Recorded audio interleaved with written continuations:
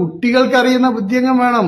നിങ്ങള് തലേക്കെട്ടൊക്കെ മാറ്റി വെച്ചിട്ട് വലിയ ക്യാപ്പ് ഇട്ട് വന്നുകൊണ്ട് കാര്യമില്ല. ആളുകൾക്ക് തിരിയും നിങ്ങൾ ഉസ്താദാണ്. പക്ഷെ ഞാൻ ഉസ്താദല്ല കേട്ടോ. അള്ളാഹ് മാത്രം മതി. അലൈഹിസ്സല്ലാഹു ബികാഫിൻ അബദ. അത് നമ്മുടെ ജീവിതത്തിൽ പ്രശ്നം ഉണ്ടെങ്കിൽ അത് പരിഹരിക്കാൻ അള്ളാഹ്ക്ക് മാത്രമേ കഴിയുള്ളൂ. അത് മാത്രം മനസ്സിലാക്കിയാതെ. അലൈഹിസ്സല്ലാഹു ബികാഫിൻ അബ്ദഹു. അടിമകൾക്ക് ആര് മതി? അള്ളാഹു മതി. അതിലൊന്നും തർക്കമൊന്നുമില്ല. നമുക്ക് അള്ളാഹു തന്നെ മതി. ഇതൊക്കെ പറയുന്നത് നമ്മൾ എവിടെ പോകാറുണ്ട്? അസുഖം വന്ന ഡോക്ടറെ അടുത്ത് ചികിത്സക്ക് പോകാറുണ്ട്. അപ്പൊ നമ്മൾ അലൈഹിസ്സല്ലാഹു ബികാഫിൻ അബ്ദഹു എന്ന് പറയാറില്ലല്ലോ. എന്താ പറഞ്ഞേ? അലൈസല്ലാഹു ബികാഫിൻ അബ്ദു, അള്ളാഹുവിന്റെ അടിമക്ക് അല്ലാ മതി. അതൊക്കെ നിങ്ങൾ പറഞ്ഞത് ശരിയാണ്, അതിൽ സംശയമില്ല. പക്ഷെ ഇത് പറയുന്ന നിങ്ങൾ ഡോക്ടറെ അടുത്ത് പോകലില്ലേന്ന്. ഡോക്ടറെ അടുത്ത് പോകുന്നതും മരിച്ച മയ്യത്തിനെ വിളിച്ച് പ്രാർത്ഥിക്കുന്നതും എന്ത് ബന്ധമാണ് മുസ്ലിയാരെ? മുന്നിലുള്ള ആളുകളോട് കാര്യങ്ങൾ പറയുന്നു.